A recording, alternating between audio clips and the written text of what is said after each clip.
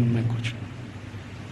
तो मैकॉले कह रहा है कि भारत में स्त्री ईश्वर के नजदीक है, परमात्मा के नजदीक है, और वो एक सूत्र सुना रहा है, पता नहीं उसको कहां से मिल गया। वो कहता है भारत के लोग ऐसा कहते हैं कि स्त्री के बिना मोक्ष नहीं होता। और ये एक दिन मुझे भी अनुभव हुआ है। मैं दक्षिण भारत में गया था, एक गांव में व्याख्यान देने। वो गांव में एक मंदिर है, बड़ा मशहूर मंदिर है। मैंने सोचा मैं भी दर्शन करूं, तो पुजारी ने कहा आप अंदर नहीं जा सकते। मैं पूछा क्यों? कि आप ब्रह्मचारी हैं। मैं पूछा तो क्या हुआ, ब्रह्मचारी हूं, अंदर नहीं जा सकता। नहीं जा सकते। क्यों नहीं जा सकता? कि आप पवित्र नहीं है। मैं पूछा वो कैसे? उन्होंने कहा पवित्रता तो स्त्री के आने के बाद ही आती है। हाँ, और वो ब्रह्मचारी ने इतनी गंभीरता से कहा कि मैं देखने लगा उसका चेहरा, ये बोल क्या रहा है। तो उसने कहा कि स्त्री के जीवन में आने के बाद ही पुरुष पवित्र होता है, उसके पहले तो वो लंपट होता है।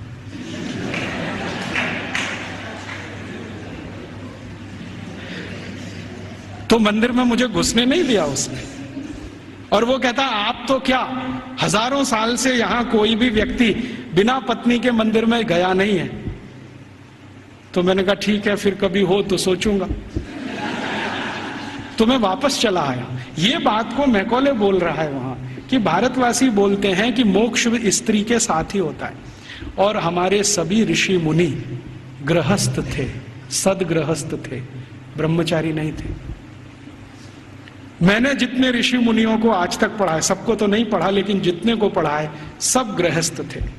इसलिए गृहस्थ आश्रम कोई ऊंची चीज है हमारे यहाँ। तो ये वो बोलता है कि जब ऊंची चीज आपके पास है तो उससे और ऊंची प्राप्त करने की ताकत है। जो ऊंची नहीं है तो ज्यादा ऊंची तो मिलेगी नहीं। तो भारत में तो स्त्री का ये हैसियत है कि वो अगर नहीं है तो परिवार नहीं है, समाज नहीं है, संस्कार नहीं है, भाषा नहीं है, ज्ञान नहीं है। इसलिए भारत में स्त्रियां तो बहुत ऊंची है। तो हमारे यहां जब सती प्रथा की कहानी चर्चित हुई ना विलियम बेंटिंग के द्वारा, उसी साल में इंग्लैंड में 2700 से ज्यादा महिलाओं को डायन कह के मार डाला गया, उसी साल में। अब हुआ क्या कहानी में कि विलियम बेंटिंग ने अपने देश में जो 2500 से ज्यादा महिलाओं को डायन मरवाया कह के, उसकी चर्चा तो की नहीं आज तक। एक किसी महिला को इस देश में डायन सिद्ध करके मरवा दिया, उसको इतना ग्लोरीफाई कर दिया कि भारत के सभी गांवों में यही होता है। और विलियम बेंटिंग को तो कुछ समझ भी नहीं थी, अकल भी नहीं थी। अभी थोड़े दिन पहले इस प्रश्न का मुझे उत्तर मिला। भारत देश में आप जानते हैं कि 4500 से ज्यादा वनवासी जातियां हैं।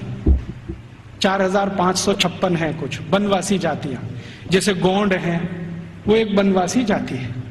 ऐसे ही गोंड जैसे 4500 से ज्यादा समूह हैं। इनके बीच में मैं पिछले कुछ सालों से घूम रहा हूं, और मैंने वहां देखा कि सती का मतलब क्या होता है, सती कहते किसको। एक बार गोंड लोगों के एक बहुत बड़े सम्मेलन में मैं गया, और वहां किसी को सती किया जाना था। मैंने कहा चल के देखूं ये होता क्या है सती होना। तो वहां हुआ ये था कि एक महिला के पति का देहांत हो गया, स्वर्गवास हो गया।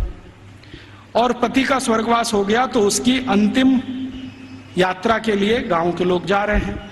अंतिम संस्कार वो ऐसे ही करते हैं जैसे हम करते हैं, अग्निदाह करते हैं, लकड़ियां इकट्ठी करते हैं। तो मैंने देखा कि उसकी पत्नी आती है और उसके चारों तरफ प्रदक्षिणा करती है और संस्कृत के मंत्र बोलते हैं। कभी कभी उनको भूल जाएं तो वो अपनी भाषा के मंत्र बोलने लगते, लेकिन मंत्र उच्चार होता है, बराबर होता है, पूरे समय होता है। जितने समय तक लाश जलती है तब तक वो मंत्रोच्चार करते रहते हैं, कुछ ना कुछ बोलते हैं। तो मंत्रोच्चार हो रहा है, पत्नी उसकी प्रदक्षिणा कर रही है। तो एक चक्कर उसने लगाया और उनकी अपनी भाषा में सबके सामने हाथ जोड़कर कहा कि आज मेरे पति का स्वर्गवास हुआ है, समाज में ऐसा कौन सा समूह है जो मेरी सुरक्षा की जिम्मेदारी लेगा। वो प्रश्न पूछ रही है और बड़े सुंदर शब्दों में वो कह रही है कि भारत के शास्त्रों ने हमेशा स्त्री को सुरक्षित रहना ये आवश्यक, क्योंकि उसको जीवन बढ़ाना है। तो इसलिए उसको सुरक्षा की जरूरत है, प्राकृतिक सुरक्षा भी चाहिए, दूसरे तरह की भी सुरक्षा चाहिए। क्या मेरी बेटियां जिम्मेदारी लेंगी?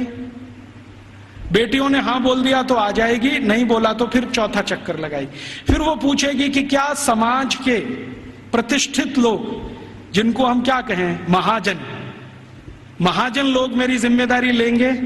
अगर उन्होंने हां बोल दिया तो आ जाएगी, ना बोल दिया तो फिर चक्कर लगाएगी, पांचवा। फिर वो पूछेगी कि इस समाज के आचार्य लोग, उपाचार्य लोग मेरी जिम्मेदारी लेंगे? अगर हां बोला तो उनके पास आ जाएगी, नहीं तो वापस। और आखिरी चक्कर सातवां जब लगाएगी तो वो पूछेगी कि क्या पुरोहित हम समझते हैं पूजा पाठ करें, क्या पुरोहित मेरी जिम्मेदारी लेंगे? अगर पुरोहितों ने हां बोला तो उनके पास आएगी, नहीं तो चक्कर लगा के गांव छोड़ के चली जाएगी और गांव कहेगा कि वो सती हो गई। ये है सती होना। और इसको बिगाड़ दिया। अंग्रेजों ने क्या कहा कि उसको जबरदस्ती चिता में धकेल देंगे और ये कर देंगे। फिर वो जाती कहां है, उसके पीछे पीछे मैं गया तो उस गांव का कोई मंदिर होगा, वहां जाएगी और अपना बाकी जीवन उसी मंदिर में बिताएगी। वो ये कहती है कि जब कोई जिम्मेदारी नहीं लेगा तो अब भगवान मेरे लिए जिम्मेदारी लेंगे, तो मंदिर में जाके पूजा करेगी, पाठ करेगी, अपना जीवन उसी से चलेगा उसका। और जैसे ही वो मंदिर में जाके पाठ पूजा करने लगेगी तो समाज की आदरणीय हो जाएगी और सब उसको साष्टांग दंडवत प्रणाम करेंगे। फिर हम गोंड लोग कहेंगे कि ये हमारी सती है। हम उसको एक्सप्लेनेशन क्या देंगे? वो पति के साथ जिंदा जला दी गई, वो सती है। सती होना कोई ऊंचा कर्म रहा है इस देश में, हम उसको समझ नहीं पाए। अंग्रेजों ने जो डिस्क्रिप्शन दे दिया उसी को अंतिम मान के हमने अपना मान लिया कि ऐसा ही कुछ होता होगा। ये होता है, और ये सिर्फ गोंडों में ही नहीं होता, भीलों में भी होता है। गोंड हैं, भील हैं, जितने तरह की जनजातियां हैं, ज्यादातर में ये होता है। तो मैकॉले कह रहा है कि भारत में तो स्त्रियों का स्थान बहुत ऊंचा है, परिवार में ऊंचा है, समाज में ऊंचा है, भाषा उनके यहां से निकली है, फंक्शनल नॉलेज उन्होंने समाज को दिया है, इसलिए इनके लिए तो सब कुछ विशेष होता है। इसलिए गुरुकुलों में आचार्य स्तर पर बहुत स्त्रियां हैं, ये हैरानी की बात नहीं है। वो कहता हमारे समाज में उल्टी स्थिति है, स्त्रियों का स्थान सबसे नीचे है, इसलिए हमारे यहां हर काम में वो सबसे पीछे है। तो मैकॉले ये सब वर्णन कर रहा है कि हम तो सोच ही नहीं सकते हैं हमारे यहाँ महिलाएं गुरुकुल की आचार्य हो सकती है। वो कह रहा है भारत में आधे से ज्यादा गुरुकुलों की आचार्य महिलाएं, आधे से ज्यादा। और वो कह रहा है कि ये सिर्फ गुरुकुलों की नहीं, हायर स्टडीज सेंटर में भी यही है। तो उसको पूछा जा रहा है कि ये भारत में ऐसा कैसे हो गया, महिलाओं को इतनी शिक्षा मिल गई, इतनी ऊपर आ गई।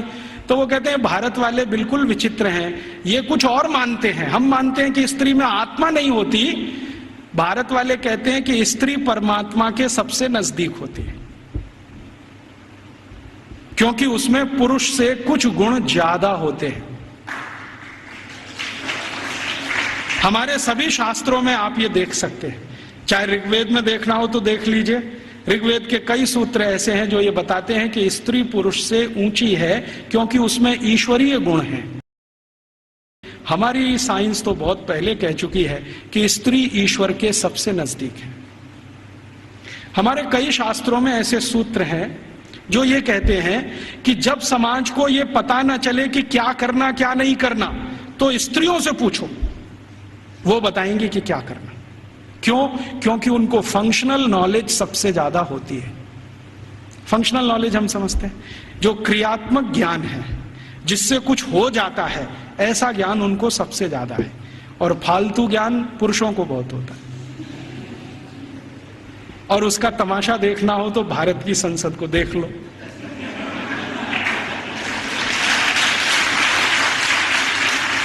देखा आपने संसद में जो पुरुष सांसद हैं वो मां बहन की गालियां देते हैं और स्त्री सांसदों को चुपचाप निकल जाना पड़ता है। भारत में पता है क्या मान्यता है? भारत में मान्यता ये है कि भाषा का विकास स्त्रियों ने ही किया है।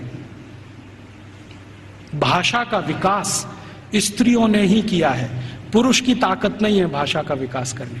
क्यों? क्योंकि भारतीय भाषाओं में, भारतीय भाषाएं पता है, संस्कृत, तमिल, तेलुगु, कन्नड़, मलयालम, बंगाली माने बंगला, आसामी, उड़िया, ये सब भारतीय भाषाएं। और हिंदी उर्दू मिलने से पहले, अभी तो हिंदी नहीं रही है, उसमें बहुत कुछ उर्दू घुस गई है, फारसी, पता नहीं क्या क्या घुस गया।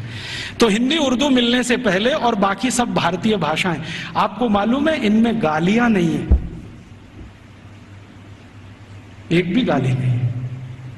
और गाली नहीं है तो यह सिद्ध करता है कि यह भाषा स्त्रियों ने ही रची है। हाँ, क्योंकि स्त्रियों में कितना भी गुस्सा हो, गाली नहीं निकलती उनके मुंह से, क्योंकि ईश्वरीय गुण है उनमें कुछ। तो मैकॉले कह रहा है कि भारत में स्त्री ईश्वर के नजदीक है, परमात्मा के नजदीक है।